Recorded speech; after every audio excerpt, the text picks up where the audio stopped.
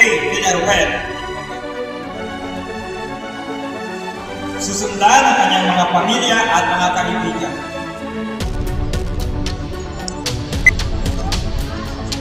Ang ating attorney. Although taanay na makasama si SP bago pagpagsunod. SP, diri ka stage. Okay, pagsaka sa ating elected official na picture.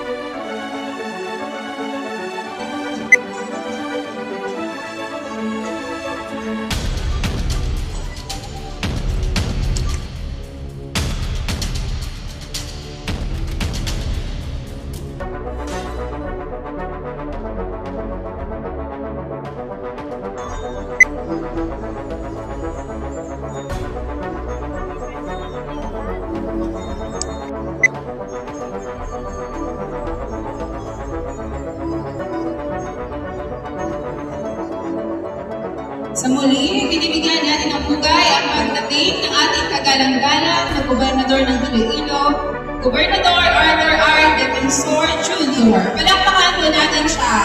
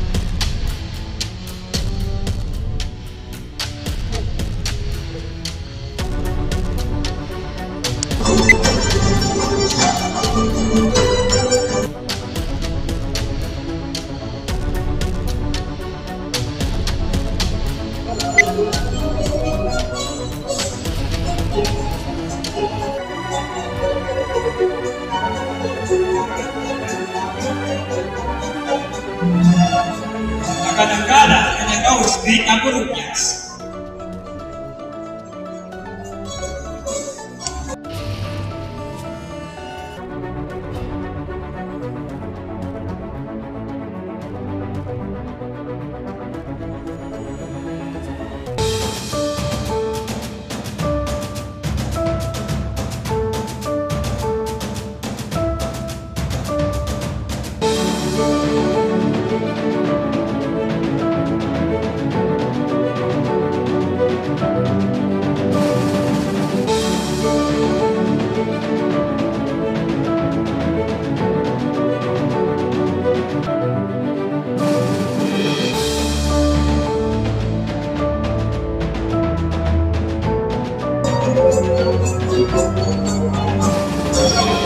Galang-galang, leader po ng Panagay.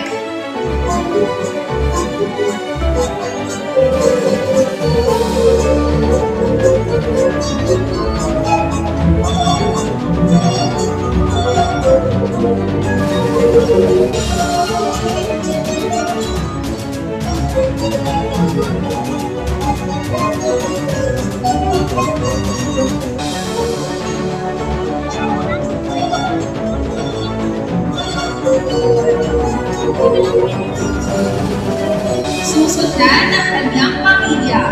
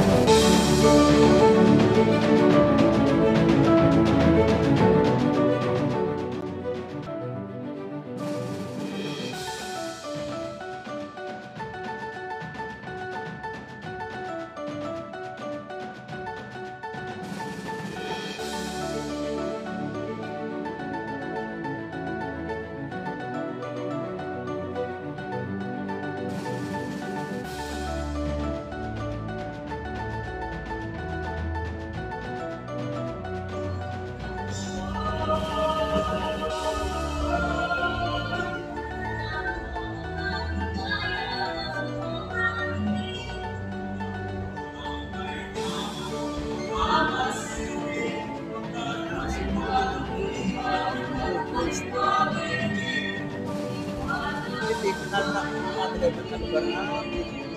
Nakakita mo namin.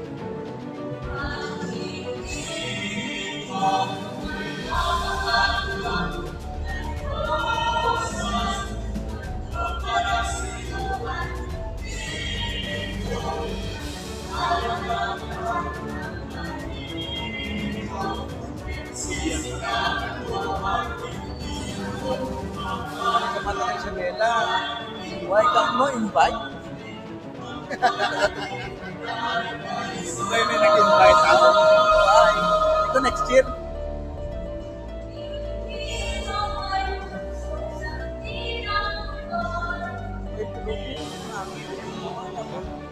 Dapat na puno ko, no? Puso pa sa puno. Kung pantarong nila. Ang pangin na mga patuloy.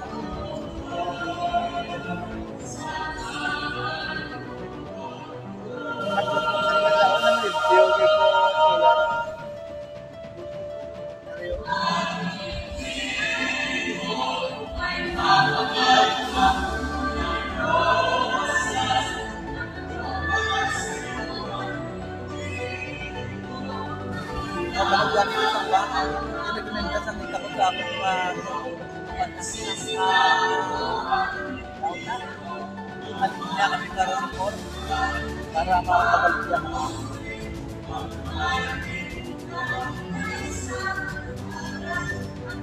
Hindi ka panel.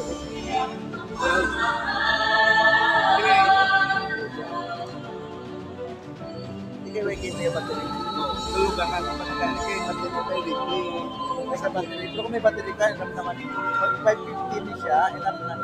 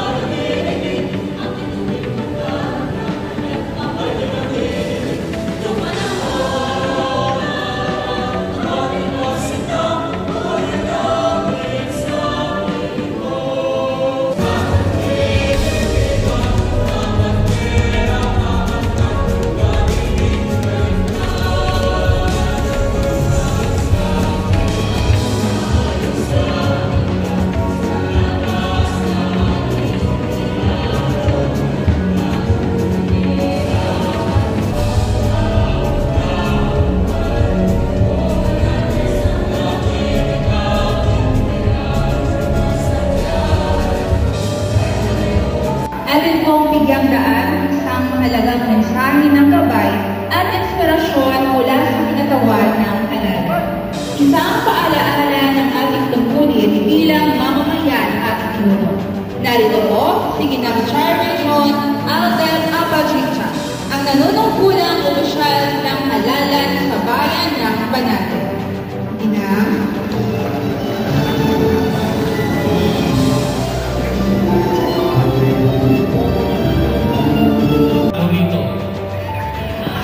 So, susundin ko ang mga batas, mga kautosan legal, at mga dekretong pinaiiral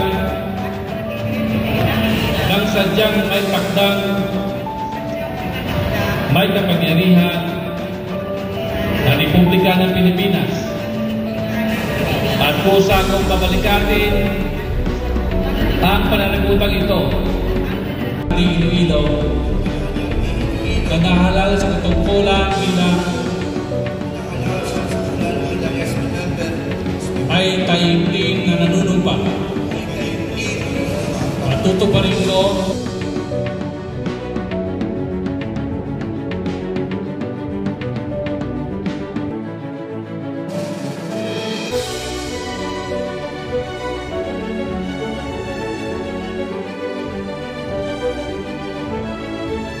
Mayaw ako amot para sa ato nga panunumpa sa katungkulan for Vice Mayor Banate. Ako si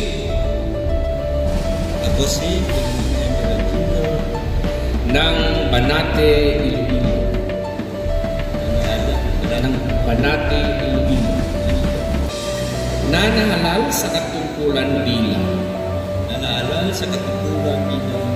Municipal Vice Mayor ay taimtim na nanunumpa ay daigdig na nanunumpa na tutuparin ko ng buong husay at katapatan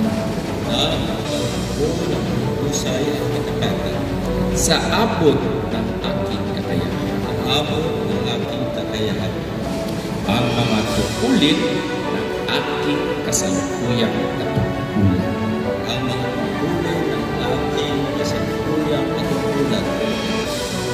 at ng mga iba pang pagkaraan nito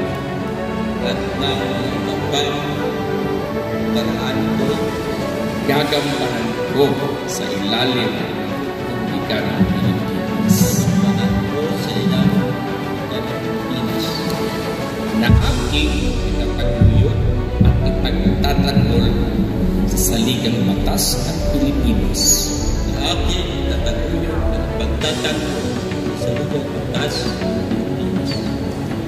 na tunay na mananalig at tatalima ako rito.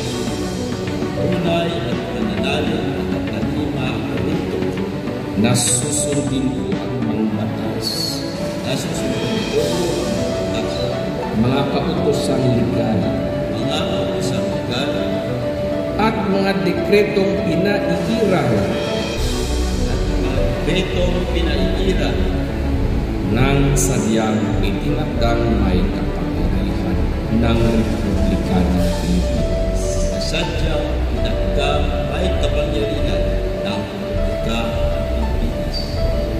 At kusa kong babalikatin ang pananagutan ito. Nang walang anumang pasubali o hangaring umiwas. Sihan, nawa ako na. Congratulations.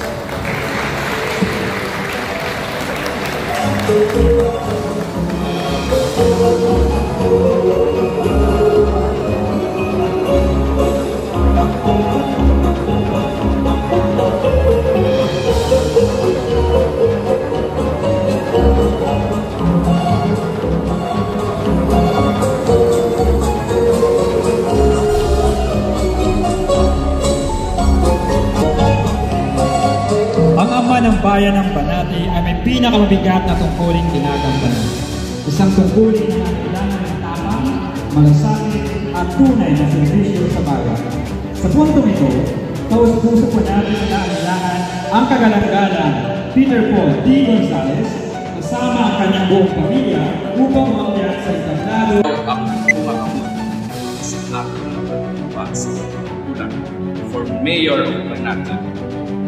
Ako si Peter Paul D. Gonzales, bayan ng Banati.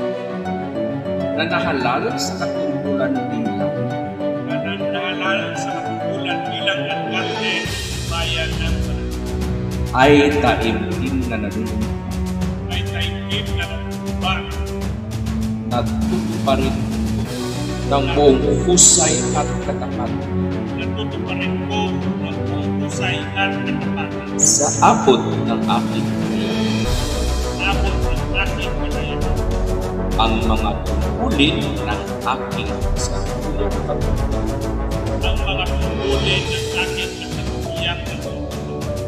at ng iba pang pagkaraan nito ay gagampanan ko sa ilalim ng Republika ng Pilipinas.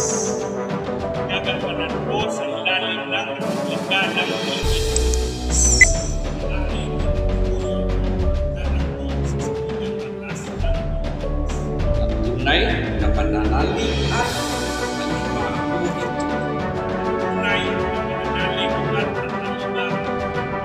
na susunod